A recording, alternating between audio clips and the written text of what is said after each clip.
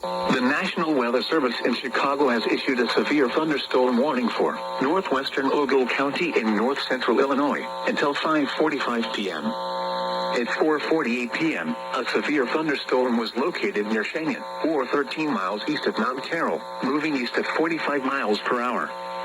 Hazard, 70 miles per hour wind gusts and ping-pong ball-size hail. Source, radar indicated. Impact, people and animals outdoors will be injured. Expect hail damage to roofs, siding, windows, and vehicles. Expect considerable tree damage. Wind damage is also likely to mobile homes, roofs, and outbuildings. This severe thunderstorm will be near Forreston around 5 p.m. Mount Morris around 5:10 p.m. Oregon around 5:15 p.m. Byron around 5:20 p.m. Stillman Valley around 5:25 p.m. Other locations impacted by the severe thunderstorm include Adeline and Leaf River. Prepare immediately for large hail and damaging winds. People outside should move immediately to shelter inside a strong building. Stay away from windows,